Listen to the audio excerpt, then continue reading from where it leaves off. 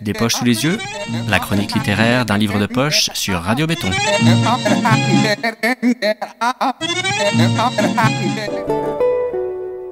Dans la tourmente, de Jacques et Lydia Salmona.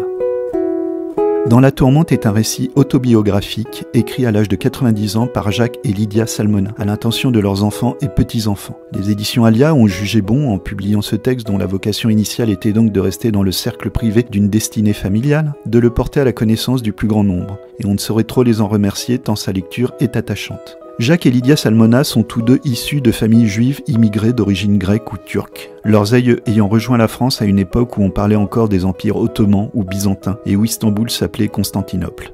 Ils ont grandi à Paris dans les années 30, en des temps que l'on peut qualifier pudiquement de troublés, pendant lesquels l'antisémitisme se cachait à peine, y compris dans les milieux politiques et artistiques, et n'avaient pas 20 ans en juillet 42 au moment de la rafle du Veldiv. Il n'est sans doute pas nécessaire d'en rajouter beaucoup plus pour comprendre le choix du titre « Dans la tourmente ». Pour que les choses soient claires, Dans la tourmente n'est pas un livre d'histoire dans le sens où ce n'est pas le livre d'un historien. Vous n'y apprendrez rien de nouveau sur la guerre, ni sur l'occupation que les auteurs vécurent au quotidien, ni sur la déportation qui emporta une partie de leur famille, ni sur la résistance à laquelle ils participèrent au sein des éclaireurs israélites de France, puis d'un réseau qui permit la fuite de prisonniers du camp de Drancy. Cette histoire-là est connue. Mais ce qui fait l'intérêt du livre est qu'elle y est racontée de l'intérieur. Jacques Salmona et à sa suite Lydia, puisque le livre est composé de leurs deux récits successifs qui se complètent et, sans se contredire, apportent chacun un éclairage personnel sur les mêmes événements. Jacques Salmona, donc, ne juge pas, il ne cherche pas à analyser, ni ne prétend expliquer. Il se contente de raconter ce qu'il a vécu et ressenti avec une modestie et une simplicité qui peut presque amener à penser parfois qu'il n'en fait pas assez.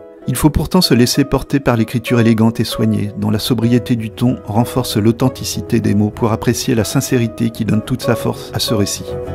En juin 1940, nous sommes partis au Sable d'Olonne où nous avons pu louer un logement avec des allocations de réfugiés. J'allais souvent à la plage où il m'arrivait de rencontrer des jeunes gens en costume de bain, tous souriants et très aimables. J'appris plus tard que c'étaient des soldats allemands. Je le dis à mes parents qui se fâchèrent et me défendirent de leur parler. Puis, le lycée ayant ouvert, nous sommes rentrés à Paris. Je m'y étais lié avec une adolescente charmante qui m'aimait bien mais me disait « Quel dommage que tu aies tué le petit Jésus ». Ces anecdotes, rapportées par Lydia, semblent anodines, presque insignifiantes, mais toute la violence ordinaire d'une époque y apparaît. Les soldats allemands ne sont pas tous des monstres, les antisémites ne sont pas tous des assassins. Les uns font ce qu'on leur a demandé, les autres répètent ce qu'on leur a appris. Il s'agit moins de méchanceté ou de malveillance que de passivité ou d'ignorance, ce qu'on appelle la banalité du mal.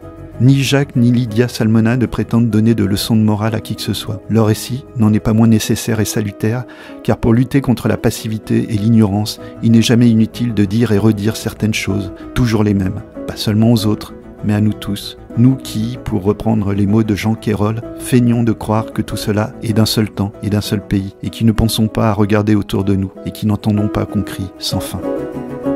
Dans la tourmente, de Jacques et Lydia Salmona, aux éditions Alia.